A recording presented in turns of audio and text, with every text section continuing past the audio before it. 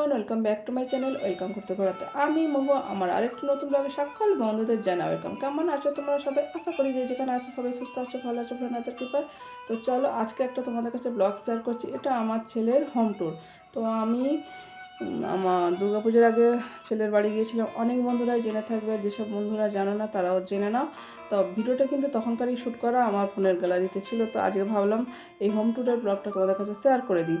আর আমি ঢুকে গেলাম গেট থেকে, তোমরা তো দেখেছো। তো চলো সবাই সাথে থাকো, সঙ্গে থাকো। আই হোপ ব্লগটি তোমাদের কাছে অনেক অনেক ভালো লাগবে। আমি ঢুকে গেছি। আর এটা কি বলো তো, এটা হচ্ছে কারি পাতা গাছ। আর গেটের দুই সাইডে কিন্তু এরকম কারি পাতা গাছ। আর এখানটা পরিষ্কার করা এখন হয়েছে। অ্যাকচুয়ালি আমি বছর দুয়েক 1.5 বছর আগে গিয়েছিলাম, তখন কিন্তু পুরো এগুলো বিভিন্ন ফুলের গাছে ভর্তি ছিল। আর এখানে এটা ফলসা গাছ বলে। আর এটা হচ্ছে একটা বড় নিম গাছ আছে, বিশাল বড় নিম গাছ, দেখে নাও। আর এটা ফলসা গাছ, তবে ফলসা হয় না, কিন্তু পাতাটা ফলসা গাছের মতো। আমার দেখে মনে হলো ওটা ফলসা গাছই হবে। তো ছেলে অতটা হয়তো লক্ষ্য রাখেনি কি ফল, তবে বললো ফল হয় না মা।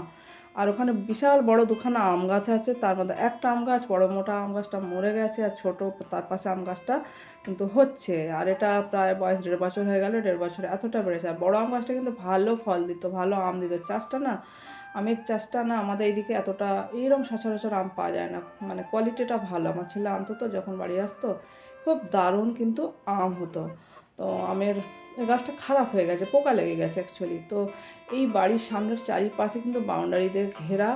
আর দেখছো এই সামনে একটা ঢোকার, এটা মেন গেটে ঢুকে গিয়েছে, এখন সামনে একটা এসে। আর এইটা হচ্ছে একদম ঢোকারে, দেখে নাও, C69 কোয়ার্টার নাম্বার। এগুলোকে অনেকে এখানকার জায়গায় মানুষ এখানে বাংলো বাড়ি বলে, আবার অনেকে চলতি কথায় কোয়ার্টারও বলে। তো আমি বাংলো বাড়ি বলছি বা কোয়ার্টার, যে কোনো একটা।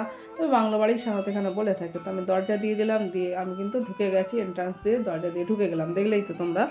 তো চলো এবার একটা একটা করে যা যা আছে শেয়ার করবো। আর এটা বিশাল একটা ডাইনিং স্পেস। এই ডাইনিং স্পেসটাকে পার্ট করে ভাগ করলে কম করে 4টে তো হবে, বিশাল বিশাল। আর যদি 3টে পার্টে করা যায় তাহলে কিন্তু তিনটে তিনটে বড় রুম হয়ে যাবে। তা এতটাই বড় বিশাল এরিয়া কিন্তু নিয়ে। আর নিচেটা কিন্তু এমনি নর্মাল, যেটা সাদা হোয়াইট সিমেন্ট দিয়ে হয় সেটাই।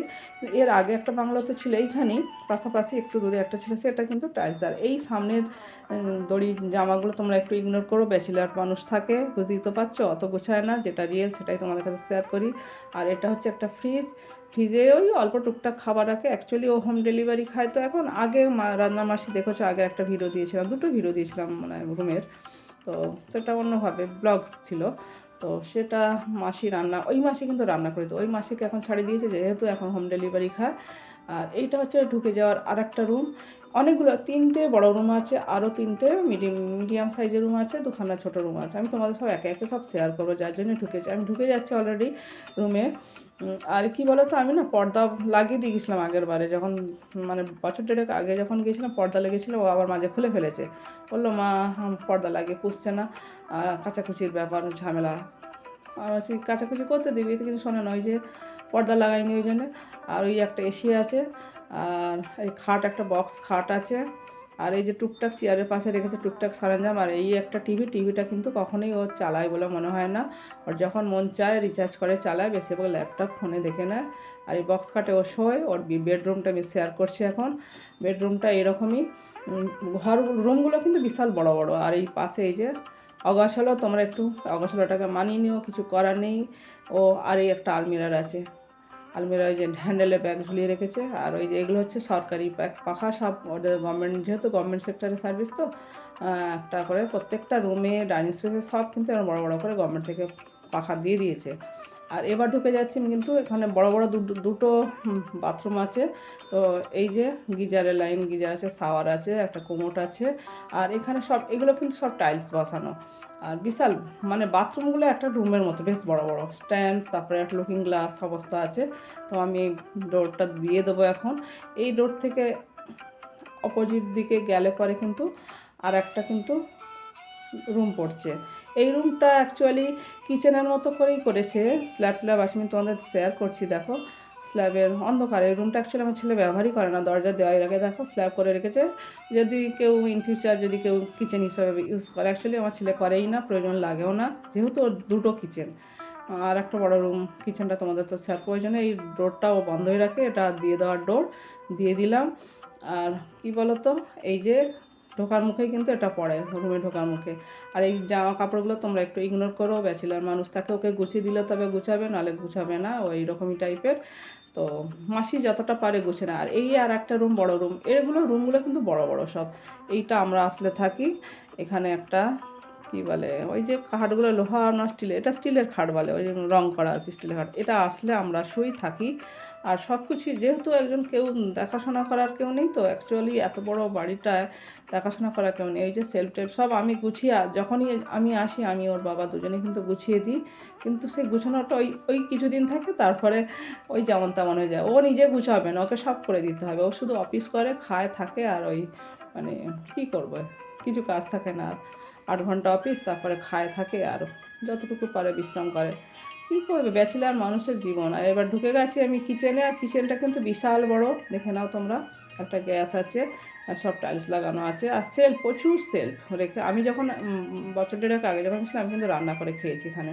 মাসিও রান্না করতো, আর আমার টুকটাক আমার যখন মন চাইতো আমিও রান্না করতাম। এখন এবার এসে কিন্তু আমি রান্না একদিনও করিনি, সবই হোম ডেলিভারি খাওয়া হয়েছে। আর একদিন ও নিজে হাতে মটন করে আমাদের খাইয়েছে, সেটাও আমি ভিডিও দিয়েছিলাম।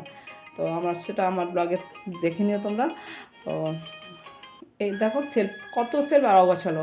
আগে যখন এসে গিয়েছিলাম আমি না, তখন কিন্তু কিচেনটা সুন্দর করে গোছানো ছিল, আর আমি নিজে হাতে গুছিয়ে দিয়েছিলাম। আমি যখন যাই, আমি ওর বাবা কিন্তু গুছিয়ে দিয়েছি, আর ও কোনো দিন কিছু গুছাবে না। আর প্রচুর সেলফ, মানে মানে 5-6 জনের রান্নার সরঞ্জাম, বাসনপত্র সর্বস্ব আছে, এই যে বাসনপত্র।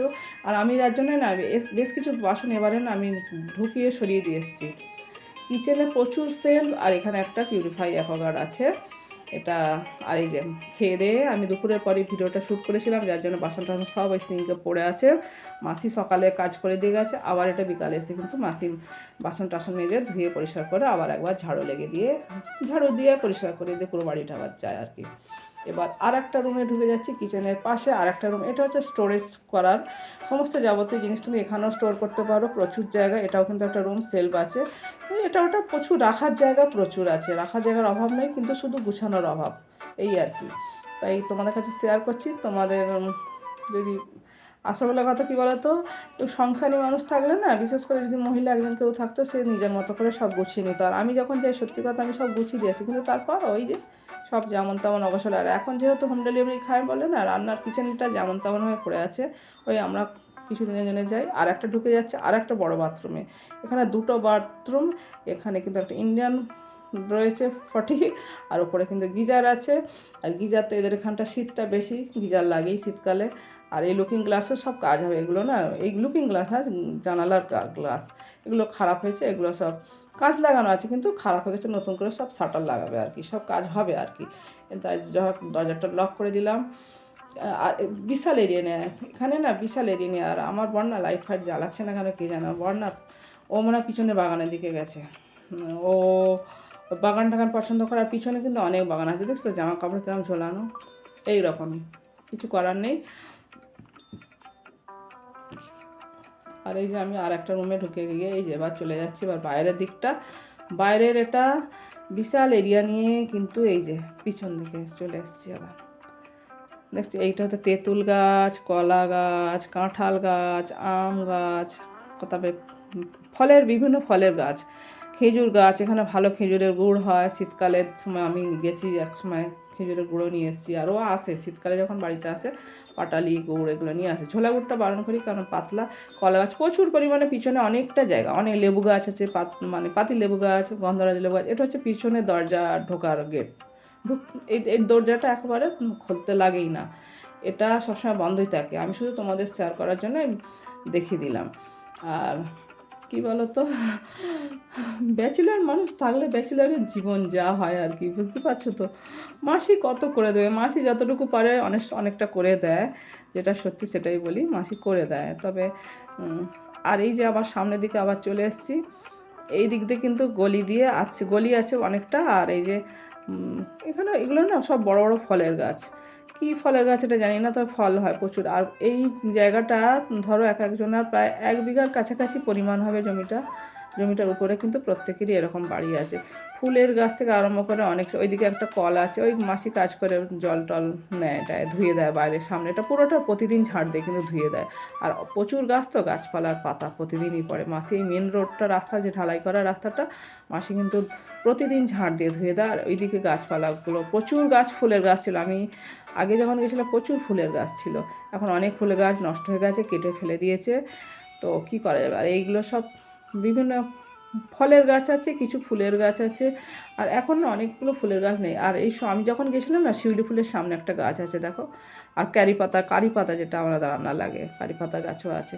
প্রচুর গাছপালা, গ্রিনারিতে ভর্তি বাংলোগুলো, দেখতে কিন্তু অসাধারণ লাগে। তো আমি আবার রুমে ঢুকে এলাম। আর কর্তামশাই মনে হয় পিছনে বাগানের দিকেই আছে, ও একটু ওই বাগান টাগানের দিকে আসলে একটু ঘোরাঘুরি করে। আর মা কালীর দেখো, মেন দরজার উপরে আমি মা কালীর, রামকৃষ্ণ সারদাদেবী একটা ফটো দিয়ে দিয়েছি। আমি যখনই এই রুমে শিফট করেছিল, এই বাংলো বলো কোয়ার্টার বলো বাড়িতে, তখন আমি দিয়ে আসি। কারণ প্রবেশের ধারে মাথায় সবসময়, দরজার মাথায় সবসময় আমরা রাখি। আমার নিজের বাড়িতেও আছে, মা কালীর একটা ছবি আছে। আর এই যে একটা এসিও আছে।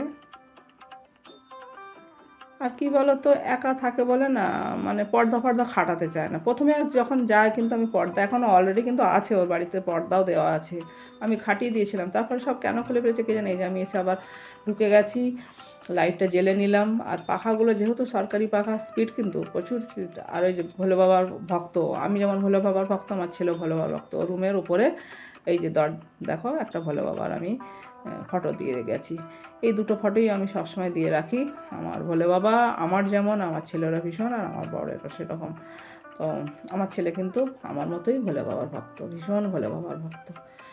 আর অ্যাকচুয়ালি আমার, তোমরা বিশ্বাস করবে কিনা জানি না, আমার ছেলে আমার ভোলে বাবা সব, মানে আমাকে, মানে যেটা মন থেকে চাই ভোলে বাবা আমার সব পূরণ করে, দেরিতে হলেও পূরণ করে। তো যাই হোক, আর কি বলো তো, তোমরা এই জামা কাপড়গুলোকে একটু ইগনোর করো। কেন কি, আর কি বলো তো, মাসি সব জামা কাপড় ওর কেচে কুচে দেয়, সমস্ত মাসি করে দেয়। ও নিজে কিচ্ছু করে না, যেটা রিয়েল সেটাই বলছি। ও শুধু খায় দায়, অফিস করে, খালি বলে আমি গুছোস না কেন, বলবে আমি খেতে হয় খাই, ঘুমাতে হয় ঘুমাই, আর চাকরি করতে হয় চাকরি করি, ব্যাস। তো কিছু বলার নেই আমার সেখানে, আর কি বলবো বলো। আর আমরা যাই 1 বছর 1.5 বছর ছাড়া, আমরা তো সবসময় যেতে পারি না। তো আমার অ্যাকচুয়ালি কী বলো তো, গরম এখানে, গরমের সময় একটু বেশ গরম পড়ে, আর শীতের সময় বেশ ঠান্ডা। আর এখন যে ভয়েস ওভারটা দিয়ে আজকে তোমাদের সাথে কথা বলছি, ভিডিওটা যেহেতু দুর্গাপুজোর আগে আমার শ্যুট করা ছিল, এখন কিন্তু ওখানে তাপমাত্রা 4 ডিগ্রি 5 ডিগ্রি কিন্তু সকালের তাপমাত্রা যায়, সেটাও তোমাদের কাছে শেয়ার করলাম। প্রচুর ঠান্ডা। গরমকালে বেশ গরম, কিন্তু শীতকালে কষ্টটা বেশি, শীতকালে প্রচুর কষ্ট, মানে ঠান্ডাটা বেশি। আমি শীতকালেও থেকেছি, 20 সালে নভেম্বর মাসে শেষের দিকে গিয়ে আমি 20 সালে বেশ থেকে এসেছি, প্রায় 17-18 দিন থেকে এসেছি ছেলে বাড়িতে, আমি আমার হাজব্যান্ড দুজনে গিয়ে। আর ওখান থেকে বিভিন্ন জায়গায় আমার বেড়ানো হয়ে গেছে অলরেডি, অনেক জায়গায় আমি বেরিয়েছি ওখান থেকে। তো গাইস, ও যেহেতু A গ্রেডেড র্যাঙ্কের ইঞ্জিনিয়ার, ডাইরেক্ট অ্যাসিস্ট্যান্ট ইঞ্জিনিয়ার, তো সেক্ষেত্রে গভর্নমেন্ট সমস্ত সুযোগ সুবিধা ওদের সবাইকে, যারা ওই পদে চাকরি করে দিয়ে রেখেছে। যাক, আর ভিডিওটা টানছি না, ভিডিওটা আজকের মতো এখানে এন্ড করছি। ভিডিওটি যদি ভালো লাগে প্লিজ একটা like, comment, share and subscribe করো। আমার পাশে থাকা বেল বাটনটি অবশ্যই করো। আমি যখন নতুন ভিডিও নিয়ে আসবো সবার আগে আসবে নোটিফিকেশন তোমাদের কাছে, যেখানে আছো সবাই সুস্থ থেকো, ভালো থেকো, বলো না তো কি পাই, love you all, take care, tata. পরবর্তী দেখা হচ্ছে নেক্সট ভিডিওতে।